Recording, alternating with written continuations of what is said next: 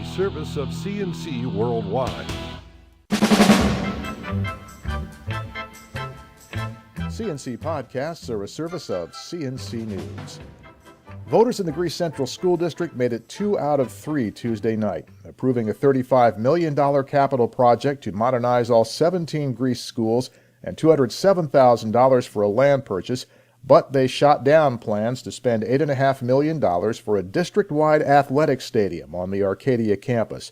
The vote, 2,305 in favor and 3,079 against building the 2,600-seat lighted stadium. Proposition 2 would have added $12 a year to the tax bill of a $100,000 house over the next 15 years.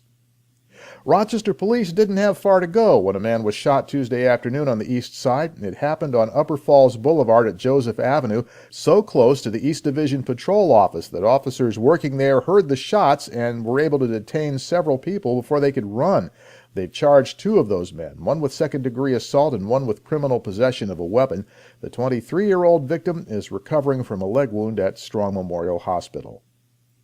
The investigation into whether an Irondequoit police officer posted racially offensive comments on his Facebook page broadened on Tuesday as the city of Rochester began investigating whether a 911 center supervisor answered those comments in kind.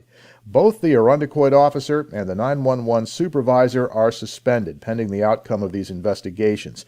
Both Irondequoit and Rochester officials have said appropriate disciplinary action will be taken if the offensive items were indeed written by the people under investigation. That is not yet confirmed. The issue came to light in a report by Rochester blogger Davey V., who is a frequent critic of police conduct.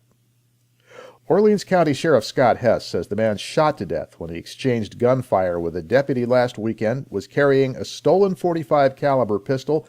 Less than an hour before he was shot, James Ellis was holding a shotgun to his ex-girlfriend's head. Sheriff Hess says the Wyoming County man did this at her home in Shelby Center, demanding to know where he could find her current boyfriend. After fleeing and crashing his car into a pole on Route 31A, Ellis opened fire on Deputy James DePhillips when he pulled up to investigate. DePhillips shot back and Ellis was killed. Sheriff Hess says the gun Ellis was using had recently been stolen from a Wyoming County home. Deputy DePhillips is still recovering. His bulletproof vest saved his life. He is expected to return to duty. The investigation into the shooting continues. The sheriff says the results will be handed over to the Orleans County District Attorney sometime in April and will likely go to a grand jury. The Rochester City School District is revising its student transportation plan in order to avoid students transferring at the Downtown Transit Center. City School District and Regional Transit Service officials say this is a 2-phase change which began last week. Phase 1 puts more high school students on express buses that don't even go downtown, where groups of kids tend to get into fights. Next, RTS is adding more express buses that will run direct from city high schools to the neighborhoods where the students live. That will be finished May 4th, and with these changes, more than 2,100 students will bypass downtown and be taken directly to stops near their homes.